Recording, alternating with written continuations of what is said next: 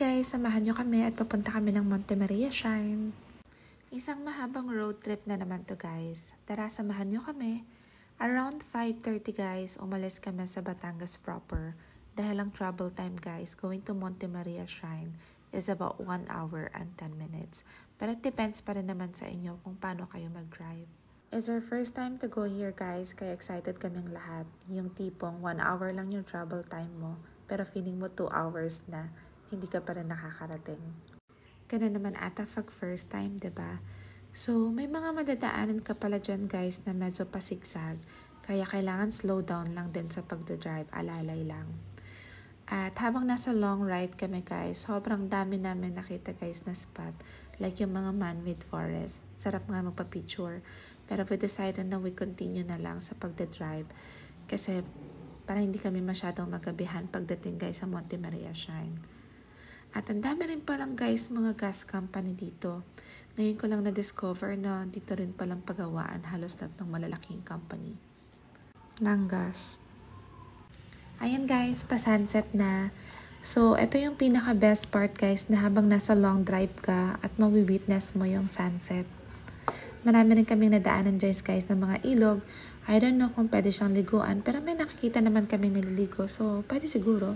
Ayan guys, nandito na kami sa main entrance guys. So pagpasok mo, merong isang security guard dyan guys. And then sisingilin ka ng 20 pesos for the entrance fee. It depends kung anong vehicle yung dala mo. So we're here already guys sa loob ng Monte Maria Shrine. At maraming temple dito, mga chapel guys na pwede mong makita. And dito rin pala guys makikita yung glass walkway na pinakabago guys. But I guess it's not yet open kasi hindi pa siya totally gawa. Ayan guys, papunta na kami sa parking lot para makapag-ikot na kami dito sa Monte Maria Shrine. Welcome to Monte Maria. Ayan guys, nandito kami sa Monte Maria.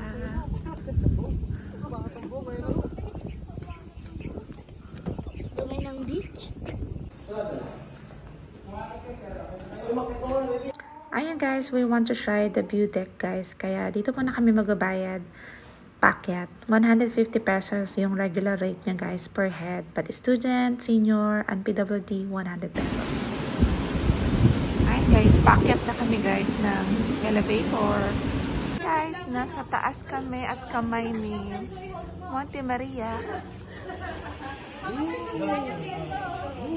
See that? Wow.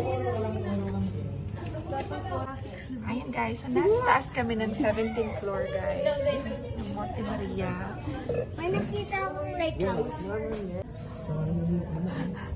Ayan guys, pababa na kami.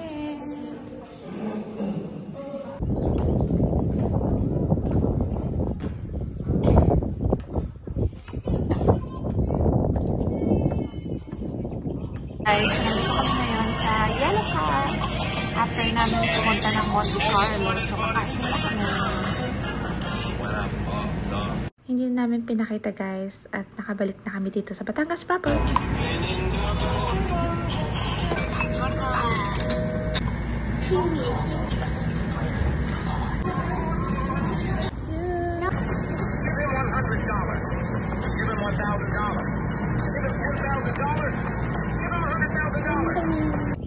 Bye for now guys. Bye.